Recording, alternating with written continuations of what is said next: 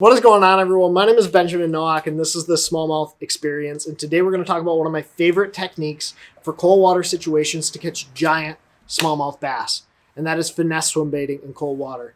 Finesse swim baiting is such an effective technique because it imitates what the bass are feeding on in those cold water situations, whether it's spring through the spawn or it's that fall to early winter transition. This is such a great bait to imitate the bait fish and the forage that those bass are keying on. This is their optimal feeding windows. The water temps are right.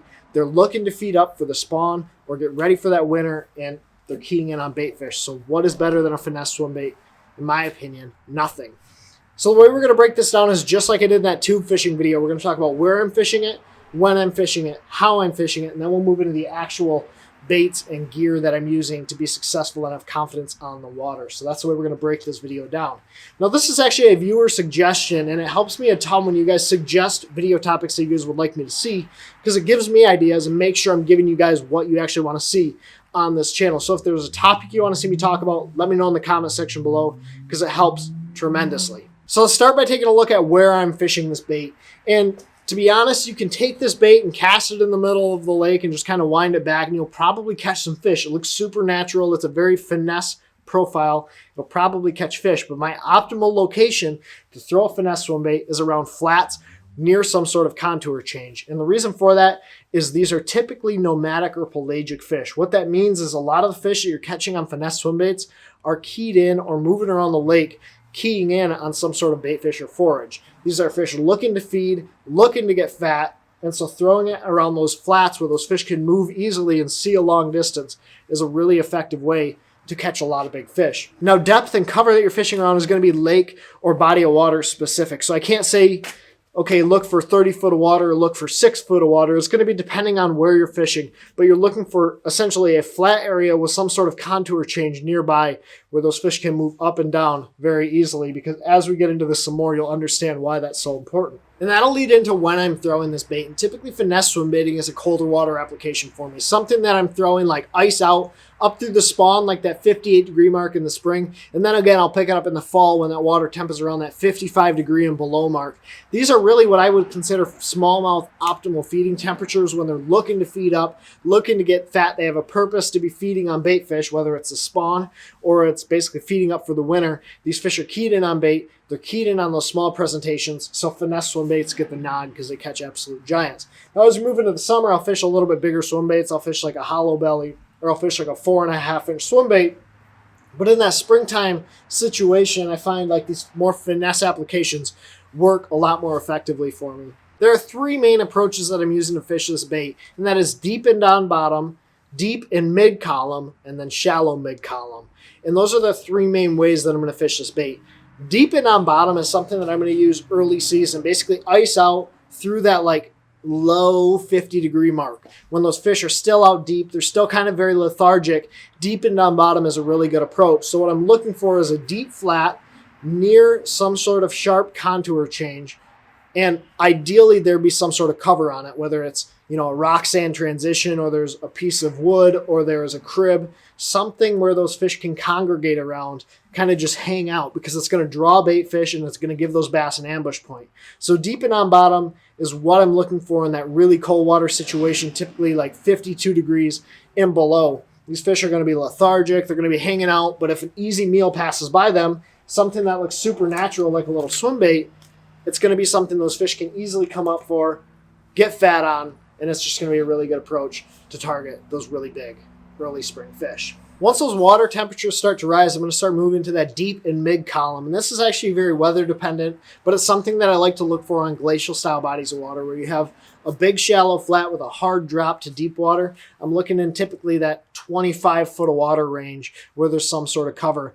Now, normally deep and mid column is like that low 50-degree mark to like 55 degrees. Those fish aren't ready to push up on the shallow flat, but they're kind of just roaming and eating bait fish. Deep and mid column will work.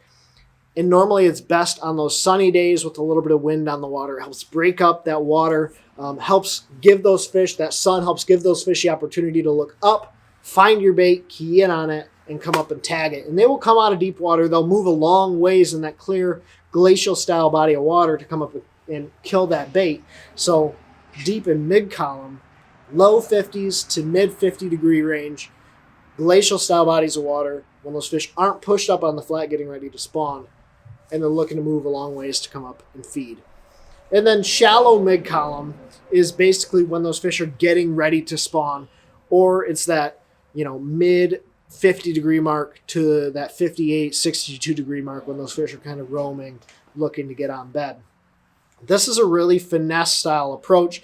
It's similar to a hair jig, and we'll get into that here in a minute, but it's a really light jig head, typically creeped along, either fan casting or target casting to specific pieces of cover around that shallow water. And this works on glacial style bodies of water, the Great Lakes. It can work on river systems. It's just a really good approach to kind of give those fish a really lethargic swimming approach through the water that these fish can come up and feed on super easily. There's only one rod and reel setup that I'll use for that deep water presentation, and that's a 7-foot to 7'6" medium power fast action rod. This is a 7.3 medium. Temple Fork Tactical Elite, but I like that medium because when you're fishing in that deeper water situation with a single jig hook that's on a swim bait head, you want to have the ability to drive that hook home. So you don't want to go with too light of a rod because you won't be able to set that hook into those fish's mouths when they're really hard. You got to think in cold water situations, the smallmouth mouth gets really hard. So you want something with a little heavier power to be able to drive that hook home. So that 7 to 7.5 foot medium power rod is going to be the deal. I'm fishing it on 15-pound test braid to 8-pound fluorocarbon leader in a high-speed gear ratio. This is a Team Lose Custom Pro 3000 size reel, high-speed gear ratio reel to help you pick up slack when that fish starts coming to you. The other kind of secret key is having a really long top shot or really long leader from your braid to fluorocarbon. The reason that's important is you're fishing typically cleaner water situations, and those fish are very dialed in to the bait that you're throwing. Using a longer leader is going to help you get more bites, and also when you set the hook, and typically you set the hook kind of hard on a swim bait, you're less likely to shock your leader and break off fish. So having a longer leader, I promise you, longer than 15 foot in length, will help you catch more fish in those cold water situations. So this is my rod reel line setup. As we move into the jig heads that I like to use for those deep water approaches, there's two main styles that I like to throw. Either a football head jig if I'm fishing around rock or sand to rock transition, because that football head will help prevent this bait from getting bogged down and kind of stuck or pinned in between those rocks. Or a ball head style jig that will come through pretty much every style of bottom composition really effectively. That ball head style is probably my most favorite, but if I'm around heavy rock, I will go to a football head. The size jig head that I'm throwing is going to be depth dependent. So if I'm around that 20 to 25 foot range, I'll use the lightest size head that I can possibly use to keep that bait on bottom, but not like dredge bottom. I don't want this thing like buried into the bottom. You're fishing it on 8-pound test fluorocarbon line, so it's a light line. Using a light head will still get down there and stay down there. So typically just kind of keep it the lightest head size possible while still keeping your bait on the bottom. My most common size, if you can only have one, is going to be a 3/8 ounce ball head style jig. This is a bite me jig head, and the reason I like that is because of that O'Shaughnessy bend hook. When they bite that thing, they don't tend to come off, and so this is my most common jig head when I'm fishing the bait on the bottom. Now, when I'm fishing that bait on the bottom, there are two types of baits that I like to throw. Both the Swing Impact Fat in like a 3.5-inch model, or the Kitech Easy Shiner. Now, the reason I like this Swing Impact Fat when I'm down there on the bottom is because of its bigger profile. I actually don't think it has as good of action as a Kitech Easy Shiner, but that bigger profile on that ball head jig will cause this to kind of stand out a little bit better on these jig heads, okay? So I'll typically bite it down just to where that hook slot starts. I'll trim it up if I have to make it flush with the head, and then that bigger profile, when you hop this bait around the bottom, it's going to kind of have a kicking motion or kicking action.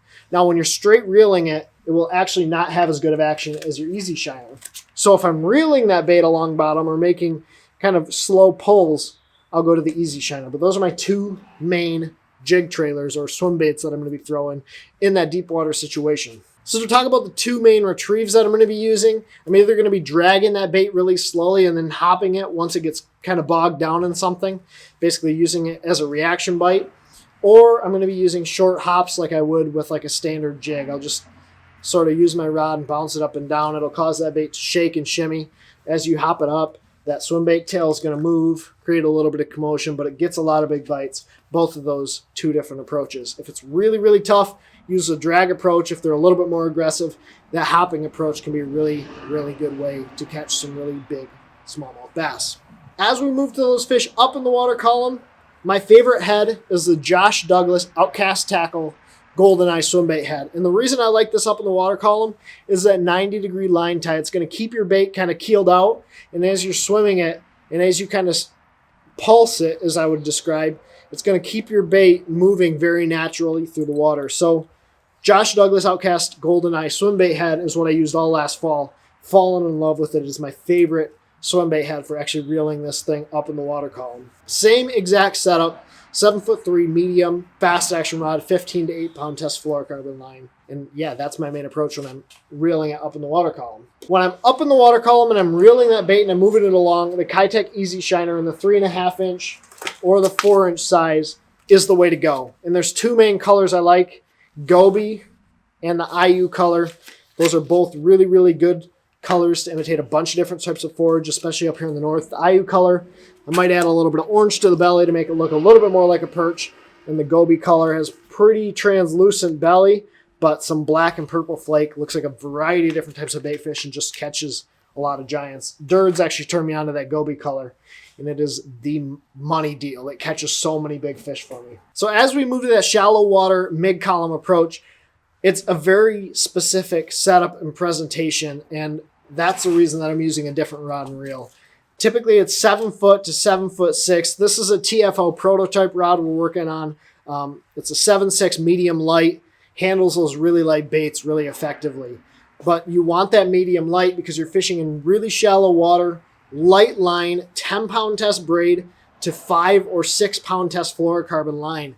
In that shallow water, those fish are super dialed into what you're doing. And with the type of jig head that we're going to talk about here in a second, you want that really light line in front of the jig head to give it the best action, especially when you're fishing less than 6, less than 10 foot of water, where those fish can key in on it, get a really good look at it. That lighter line is going to help you get a lot of bites. Also in this shallow water, I like a slower gear speed ratio reel. This is a 5:2-to-1 gear ratio reel, which means it's reeling and picking up line slower than the other reel that I'm using in deep water.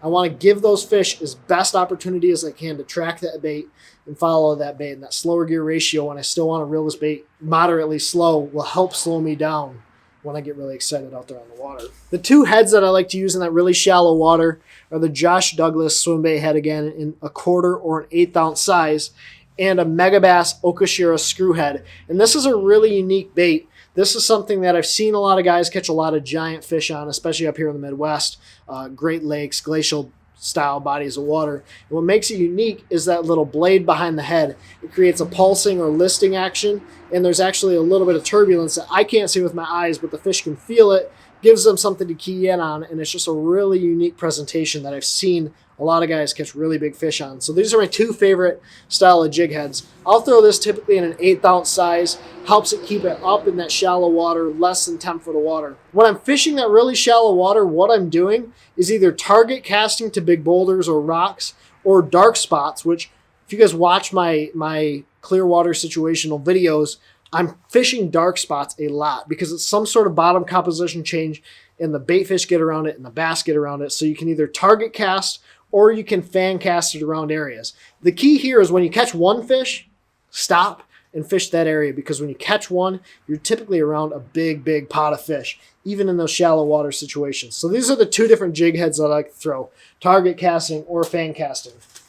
The baits that I'm throwing are, again, either the Kitech Easy Shiner in those same two colors, the 4 inch size or the 3.5 inch size. Or they make a smaller size, but those are my two favorites right there, the 3.5 and the 4 inch size. Or the Megabass Spark Shad. And this is a bait that is tried, tested, and proven on the back of this little Megabass Okashira head. But it just works really great in conjunction with this. Has a nice little kick side to side and kind of like a rolling action as well when you put it on the back of this bait. I also like the Easy Shiners on the back of there, but this is the one that's tried, tested, and proven time and time again. So that's why I have it in my boat. But that's really the approach. Catches a lot of giant fish, great way to cover water, be really effective in that shallow and deep water situations when the water's cold and those fish are feeding on bait fish. If you guys have any questions or comments, please let me know in the comment section below. If there's anything you guys want to hear me talk about in future videos, hit me up. Let me know. If you're not already, hit subscribe. And as always, thank you for watching. Take care, tight lines. God bless. Pursue passion.